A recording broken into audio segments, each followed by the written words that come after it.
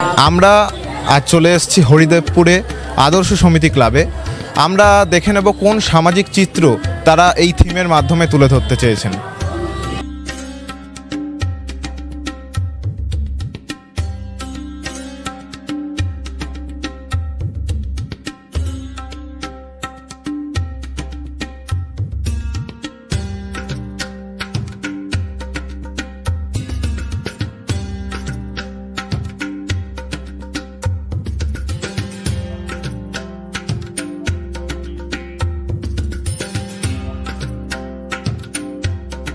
আপনাদের যে এইবারে পুজোর থিম, এই থিম সম্পর্কে, থিমের নাম সহ থিমের যে পরিকল্পনা সেটা কীভাবে পেলো সেটা একটু যদি বলেন। বছরের পুজো আমাদের এটা হরিদেবপুর আদর্শ সমিতির এবছরের থিম হচ্ছে বিলাসী। বিলাসী কথাটার অর্থ হচ্ছে বাবুয়ানা। 1900 দশকের যে বাবুয়ানাটা ছিল সেই বাবুয়ানাদের, সেই বাবুদের নিয়ে এখানে তাদের মোটামুটি এক একটা বাবুর হিস্ট্রিটা আমরা দিয়েছি, বাবুদের যে কালচারটা সেখানে আমরা দেখিয়েছি।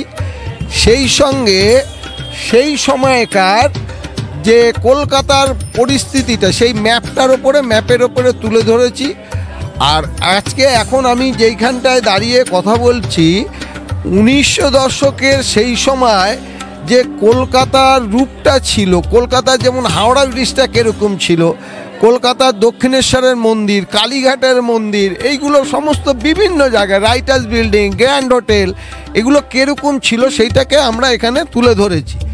এছাড়া আমরা বাবুদের সেই সময় বাবুরা তাদের বেড়ালের বিয়ে দিত, 1-1.5 হাজার লোক খাওয়াতো, কুকুরের বিয়ে দিত, মানে প্রচুর পয়সা তাদের যেরকম ছিল সেরকম তারা অনেক অপচয় করতো, রাত্রিবেলা বাইজি নাচ করতো। কিন্তু তার মধ্যেও বাবুদের অনেক ভালো কাজও এখানে ছিল তাদের।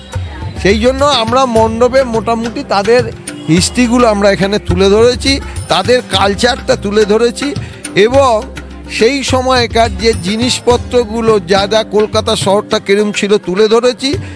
যেহেতু তারা বাইজি নাচটা করতো সেই সময়, আমরা বাইজি নাচটা এখানে দেখাইনি, কিন্তু আমরা এখানেকে প্রতিমাকে রেখেছি, রানী রাসমণির রূপে রেখে দিয়েছি প্রতিমাকে। সবচেয়ে বড় জিনিস হচ্ছে এখানে দর্শনার্থী যারা আসবে, এখানে দর্শনার্থীদের এখানে দেখার আছে, শেখার আছে। আজকে ইতিহাসের পাতা খুললে এই বাবুদের জিনিসটা এখন দেখতে পাওয়া যায় না। এখনকার জেনারেশন যারা আছে এই বাবুদের ইতিহাস জিজ্ঞেস করলে তারা কিছু বলতে পারবে না। যেরকম আমার এখানে তখনকার যে গ্রামফোনটা ছিল, যেটা গান হতো, টেলিফোনটা কীরকম ছিল, সেই জিনিসগুলো আমরা দেখিয়েছি। কাজেই এখনকার জেনারেশনকে এইগুলো দেখাতে হবে, শেখাতে হবে এবং তাদের অনেক কিছু শেখার আছে এই মণ্ডপটা থেকে।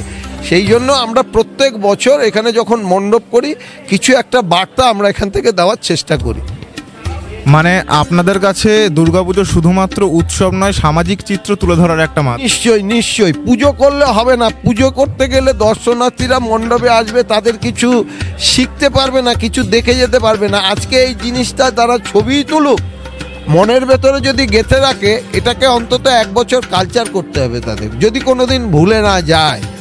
আজকে এই সম্বন্ধে অনেকে অনেক কিছু জানে না, আমরা সেইটা এখানে তুলে ধরেছি। এটা অনেক দর্শনার্থী আছে যারা এগুলো পড়লে, এগুলো ভালো করে যদি দেখে, অনেক কিছু শিখতে পারবে এখান থেকে, অনেক কিছু শেখার আছে। কলকাতায় বহু বড় বড় পুজো হচ্ছে, ওই চাকচিক্য করে লাইটের বার করে সেই পুজো করলে তো সেখানে আসবে, চোখের ঝলক দেখে বেরিয়ে আসবে, কিন্তু এখানে এলে দর্শনার্থীরা কিছু জ্ঞান অর্জন করতে পারবে। আপনার কলকাতা আমার কলকাতা এবং তার অনেকই না জানা ইতিহাস, সেটাই এই থিমে উঠে এসেছে। ক্যামেরায় শুভব্রতর সঙ্গে আমি স্নেহাশিস ভট্টাচার্য, ডিবি নিউজ কলকাতা।